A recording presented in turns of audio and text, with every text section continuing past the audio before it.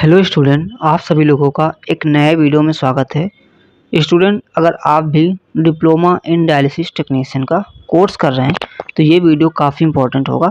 और ये first paper होने वाला है जिसमें आपको एनाटॉमी, फिजियोलॉजी, माइक्रोबायोलॉजी, पैथोलॉजी और फार्माकोलॉजी के क्वेश्चंस देखने को मिलेंगे, जो कि वेरी इंपॉर्टेंट क्वेश्चंस रहेंगे। और इस क्वेश्चन पेपर को देख के आपको क्वेश्चन पेपर का जो फॉर्मेट है वो भी समझ में आएगा। और सबसे बड़ी बात ये आपको समझना होगा कि ये जो क्वेश्चन पेपर है एग्जामिनेशन जून 2024 का है, मतलब 2024 में जून में एग्ज़ाम हुआ था उस टाइम का ये ओरिजिनल क्वेश्चन पेपर है, जो कि Uttar Pradesh state medical faculty के द्वारा कराया गया था। तो बहुत सारे स्टूडेंट का क्या है ना कि बैक लगा था, तो उस टाइम पे ये क्वेश्चन पेपर उन्होंने बैक पेपर दिया था, तो यह डाउनलोड किया हुआ है। ठीक है, तो यहाँ पे हम लोग क्या करेंगे, सबसे पहले ऑब्जेक्टिव, फिर ट्रू फॉल्स, फिर द ब्लैंक, शॉर्ट और लॉन्ग सारे क्वेश्चंस देखेंगे। आप लोग प्लीज़ वीडियो लास्ट तक देखना, और हाँ, वीडियो को लाइक करना बिल्कुल मत भूलना। तो ये डायलिसिस टेक्नीशियन का क्वेश्चन पेपर है, लेकिन फ़िलहाल सभी डिप्लोमा के लिए इम्पोर्टेंट होगा, क्योंकि इसमें जो क्वेश्चंस कराए जा रहे हैं वो सभी डिप्लोमा के लिए इम्पोर्टेंट है, क्योंकि फर्स्ट पेपर सभी का कॉमन होता है। तो इसलिए आपको क्या करना है, पूरा वीडियो लास्ट तक देखना है। तो सबसे पहला क्वेश्चन है, the internal ear contains the, मतलब आंतरिक कान में होता है, क्या होता है, वेस्टिबुलोकोलियर ऑर्गन होता है, पिन्ना होता है, टिम्पैनिक मेम्ब्रेन होती है, और नन ऑफ दीज। यहाँ पर तो आंतरिक कान की बात की जा रही है। अगर आपने पूरा ईयर पढ़ा होगा अच्छे से तो आपको समझ में आएगा कि आंतरिक कान में क्या क्या होता है। तो यहाँ पर देखो, सबसे पहले ये आपको जानना होगा आपका क्या आउटर ईयर, मिडल ईयर और इनर ईयर। तो यहाँ पर इनर ईयर की बात की जा रही है, तो देखो पिन्ना हमारा आउटर ईयर का होता है। ठीक है, टिम्पैनिक मेम्ब्रेन भी आप लोगों ने पढ़ा होगा तो पता होगा। बाकी का हमारा क्या हो जाएगा, पहला ऑप्शन राइट हो जाएगा, वेस्टिबुलोकोक्लियर ऑर्गन। ठीक है, तो ये हमारा राइट आंसर हो जाएगा। अब अगला क्वेश्चन क्या है वो भी हम लोग देख लेते हैं। ठीक है, अगला क्वेश्चन है, identify the route which is most likely to be subjected to first pass metabolism. ठीक है, मैं आपको हिंदी में उस मार्ग की पहचान करें जिसमें प्रथम पास चयापचय के अधीन होने की सबसे अधिक संभावना होती है। ठीक है, तो इसमें ये पूछा गया है कि वो कौन सा मार्ग है जो क्या करेगा, सबसे पहले मेटाबॉलिज्म। ठीक है, लिखा हुआ है, हिंदी में भी आप लोग पढ़ सकते हो। तो देखो, सबक्यूटेनियस रूट का कोई मतलब नहीं है, सबलिंगुअल, बक्कल रूट और ओरल रूट। ठीक है, अब बात करें, ठीक है, तो सबसे ज़्यादा मेटाबॉलिज्म कौन से रूट में होगा। ठीक है, तो देखो ओरल मार्ग से, अगर ओरल रूट से दवाएं ली जाती हैं तो क्या होता है कि ये लीवर से होकर गुजरती हैं। ठीक है, और फर्स्ट ये क्या करेंगी, मेटाबॉलिज्म को प्रभावित करेंगे। ठीक है, उससे क्या होगा कि उनकी जो बायो अवेलेबिलिटी है वो कम हो जाती है। तो इसका जो राइट आंसर हो जाएगा वो क्या हो जाएगा, ओरल रूट इसका राइट आंसर हो जाएगा। ठीक है, अब लिखा है how many salivary glands present in oral cavity. अब यहाँ पर पूछा गया है कि ओरल कैविटी में कितनी ग्लैंड प्रेजेंट होती हैं। तो 2, 3, 5 और 6 ऑप्शन यहाँ पे दिए गए हैं। तो सबसे पहले यहाँ पर टोटल ग्लैंड पूछा गया है कि कितनी ग्लैंड प्रेजेंट होंगी। तो देखो, आप लोगों ने पढ़ा होगा अच्छे से तो इसका आंसर आ रहा होगा, अगर अच्छे से नहीं पढ़ा होगा तो आंसर नहीं कर पाएंगे। तो इसके राइट आंसर की बात करें तो देखो, जो भी हमारे ओरल कैविटी में सैलिवरी ग्लैंड्स हैं जो, ठीक है, तो वो क्या है ना, पेयर में है। ठीक है, मतलब जोड़ी में पाई जाती हैं।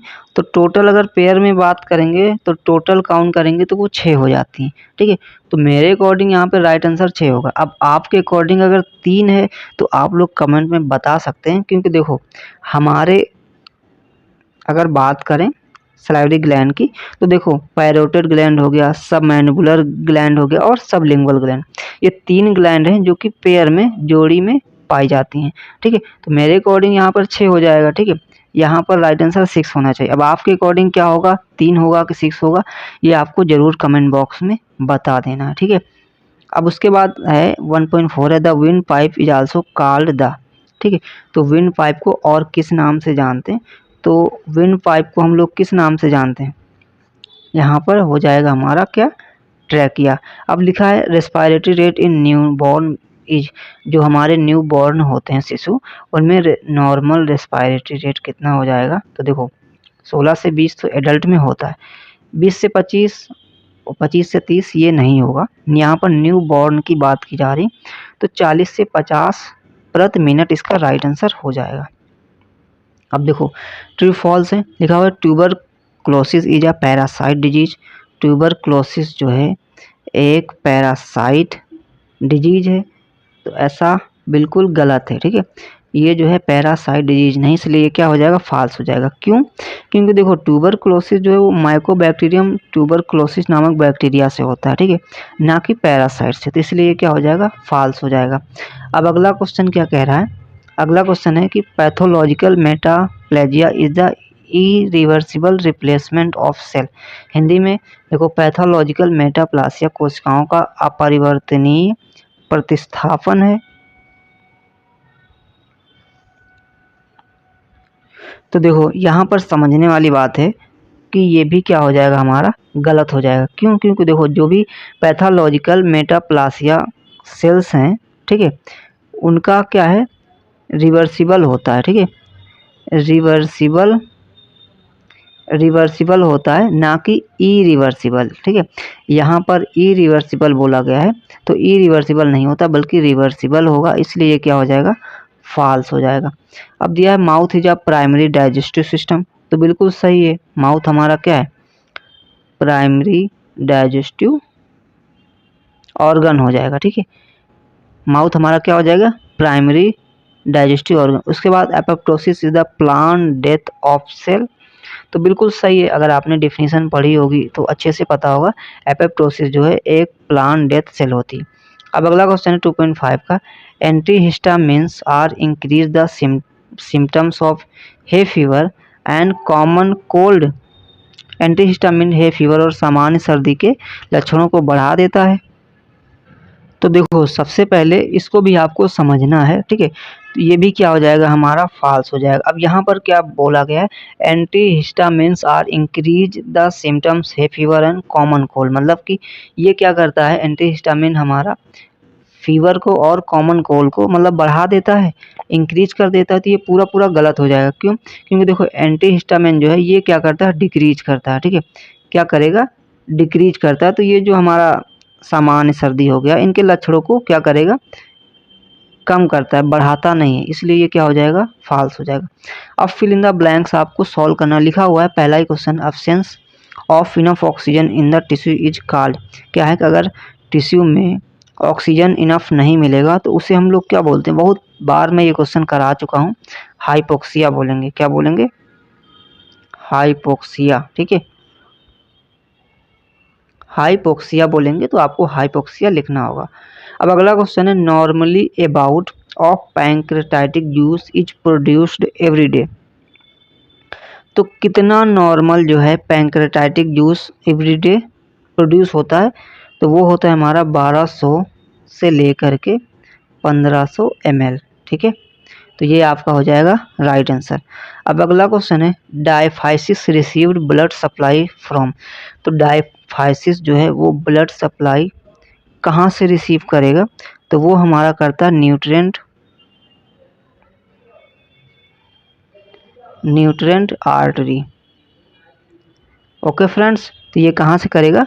न्यूट्रेंट आर्टरी से ब्लड सप्लाई प्राप्त करेगा। अब अगला क्वेश्चन है, diuretic are drugs which cause a net loss of and in urine. यहाँ पर दो ऑप्शन दिए गए हैं।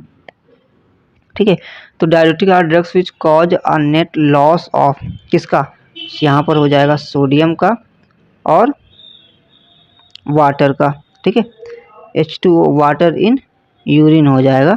ठीक है, हिंदी में भी आप लोग लिखा हुआ मूत्रवर्धक दवाएं हैं जो मूत्र में सोडियम और वाटर की शुद्धि हानि का कारण बनती हैं। ठीक है, तो ये चीज़ आपको यहाँ पर फिल करना होगा। अब अगला क्वेश्चन है, in various forms of chronic haemolytic anaemia there is excessive breakdown of chronic haemolytic anaemia के विभिन्न रूपों में अत्यधिक टूटना होता है। तो यहाँ पर क्या फिल करना होगा, यहाँ पर आपको RBC क्या फिल करना होगा, RBC मतलब रेड ब्लड सेल्स आपको फिल करना होगा।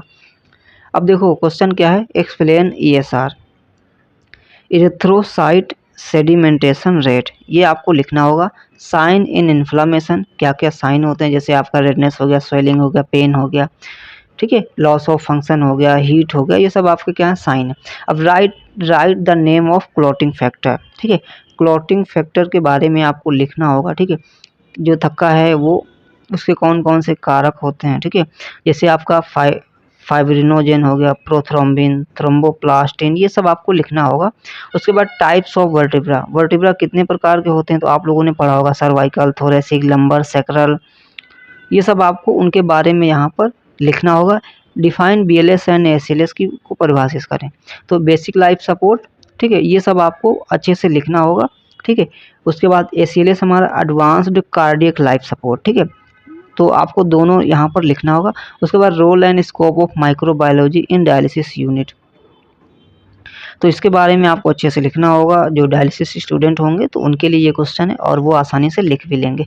अब अगला question, what is shock, explain different type of shock. Shock क्या होता है, उसके कौन कौन से टाइप होते हैं, जैसे हाइपोवॉल्मिक, कार्डियोजेनिक्स, ठीक है, ऑब्स्ट्रक्टिव शॉक, ये सब आपको लिखना होगा। उसके बाद describe different type of blood circulation in the heart, ठीक है, तो ये भी क्वेश्चन आपको लिखना होगा, तभी आपको पूरे मार्क्स मिलेंगे, ठीक है। उसके बाद क्या है 5.3 एक्सप्लेन अबाउट रेस्पिरेटरी वॉल्यूम, ठीक है, vital capacity, tidal volume, ERV, RV, तो थोड़ा सा ये कठिन है, लेकिन आप लोगों को इसको लिखना अच्छे से होगा। अगर आपने पढ़ा होगा थोड़ा बहुत भी तो आप लिख लेंगे, ठीक है। उसके बाद explain different type of ADR के बारे में आपको लिखना होगा, ठीक है। और थोड़ा सा ये पेपर एक तरीके से देखें हार्ड था, बहुत सारे स्टूडेंट थे जो कर नहीं पाए थे, लेकिन फिर भी कुछ ऐसे भी क्वेश्चंस थे जो कि इजी थे, जिनसे जो है बच्चे पास हो गए थे। Right about different shape, size, appearance of bacteria with label diagram, इसके बारे में आपको लिखना है। उसके बाद अगला क्वेश्चन है describe type of joints with label diagram, आपको क्या करना है, जॉइंट्स के बारे में बताना, जैसे आपका fibrous joint, cartilaginous joint, synovial joint, इन सब के बारे में लिखना है और इनका डायग्राम बनाना है। तो ये हो गया हमारा क्या डायलिसिस का क्वेश्चन पेपर, ये हमारा फर्स्ट पेपर था। इसके बाद हम आपको सेकंड पेपर भी करा देंगे। उसके बाद अगर आपको डायलिसिस के नोट्स चाहिए फर्स्ट पेपर या सेकंड पेपर, तो आप लोग हमारे इस नंबर पर मैसेज कर सकते हैं। ये हमारा नंबर है, इस नंबर पे आप मैसेज कर सकते हैं, वहाँ से आप डायलिसिस टेक्नीशियन के नोट्स जो हैं वो बाई कर सकते हैं, ठीक है। अगर आपको चाहिए, आप फर्स्ट ईयर में आपको नोट्स चाहिए, तो बिल्कुल आप हमें मैसेज करें, वहाँ पर आप को नोट्स प्रोवाइड करा दिए जाएंगे डायलिसिस टेक्नीशियन के। तो उसके लिए आपको बाई करना होगा, आपको फर्स्ट पेपर और सेकंड पेपर दोनों के नोट्स प्रोवाइड करा दिए जाएंगे। बाकी ये नंबर आपको डिस्क्रिप्शन में भी मिल जाएगा, तो डिस्क्रिप्शन भी आप चेक कर सकते हो। तो फिलहाल इस वीडियो में इतना ही था। किसी क्वेश्चन में डाउट है, आपको लगता है कि किसी भी क्वेश्चन का आंसर गलत है या कुछ भी है, तो उसके लिए भी आप कमेंट कर सकते हो, ठीक है। यहाँ पर जो क्वेश्चंस मैंने ये बताया, इसका आंसर आप लोगों को ज़रूर कमेंट बॉक्स में कर देना है। इस क्वेश्चन के कमेंट का आप सभी के जो आंसर आएंगे उसका वेट करेंगे, इसलिए आप लोग प्लीज़ कमेंट ज़रूर करना।